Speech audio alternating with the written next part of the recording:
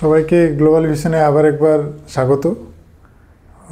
আমরা আজকে বৈদিক যুগ সম্বন্ধে জানব। বৈদিক যুগ প্রধানত দুভাগে ভাগ করা হয়, আদি বৈদিক যুগ আর পরবর্তী বৈদিক যুগ। বৈদিক যুগ শুরু হয় 1500 খ্রিস্টপূর্বাব্দ থেকে।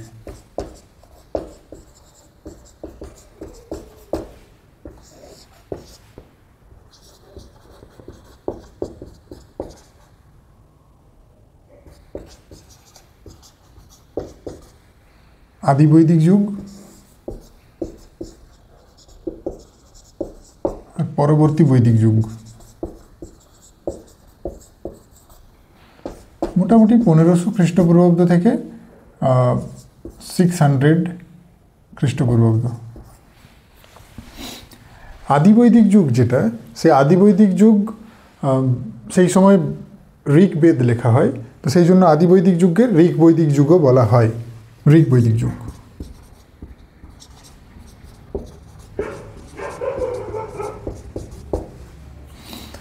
ঋগ বৈদিক যুগ শুরু হয় মোটামুটি 1500 খ্রিস্টপূর্বাব্দ থেকে আর চলে সেটা প্রায় 1000 খ্রিস্টপূর্বাব্দ, বিসি বিফোর ক্রাইস্ট, খ্রিস্টপূর্বাব্দ পর্যন্ত।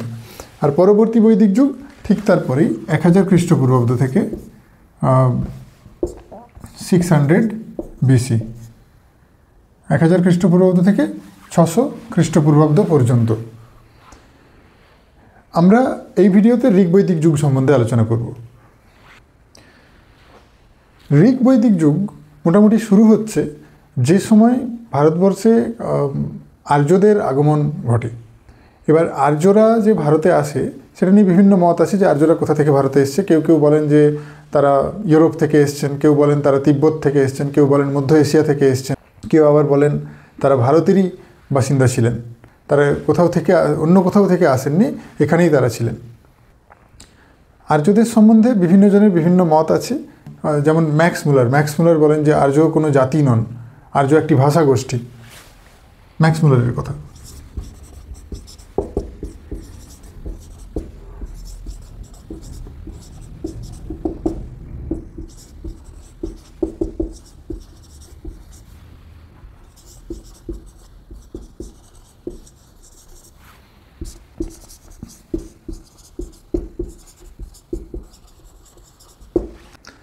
আর্যরা ভারতবর্ষে আসার পর সেই সমাজ বিভিন্ন ভাগে বিভক্ত ছিল।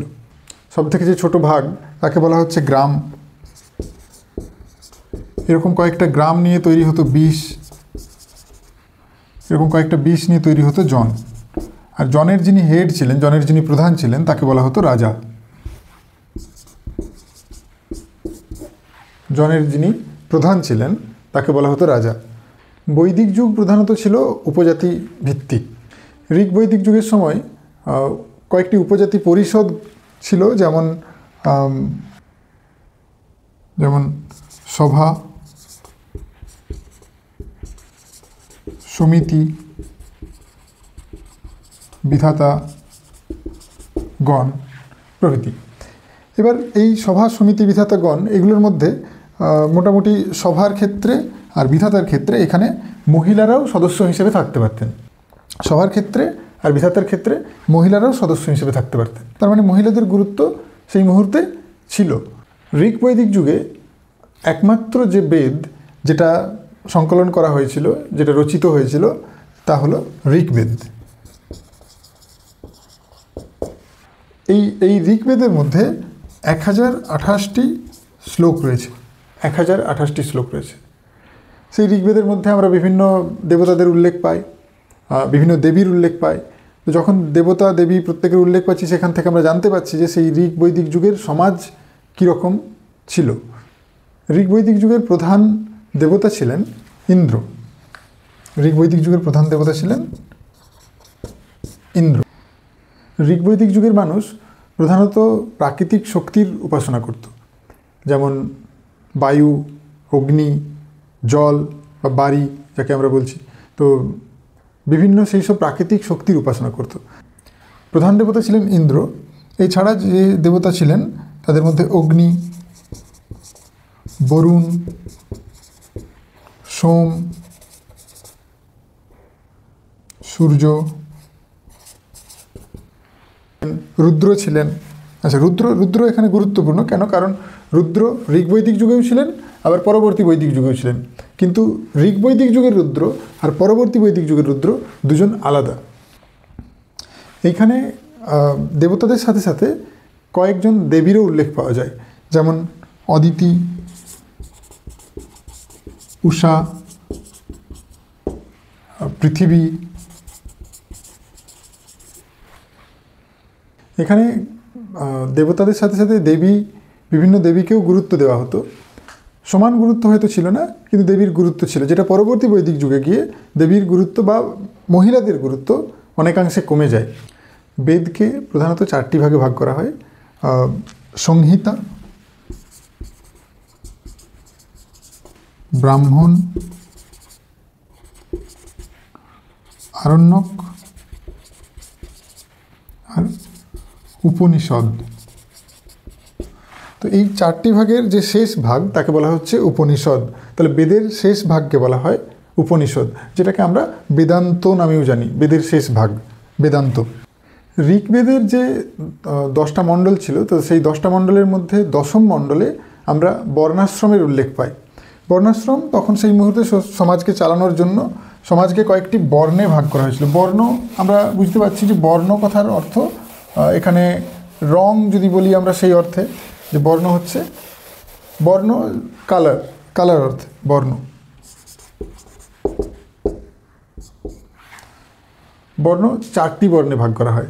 কি কি 4টি বর্ণ ছিল? ব্রাহ্মণ, ক্ষত্রিয়, বৈশ্য, শূদ্র। 4টি বর্ণে ভাগ করা হয় সমাজকে: ব্রাহ্মণ, ক্ষত্রিয়, বৈশ্য, শূদ্র। এটা যদিও বর্ণ কথার অর্থ এখানে কালার, কিন্তু কাজের ভিত্তিতে ভাগ করা হয় প্রত্যেককে, কর্মের ভিত্তিতে।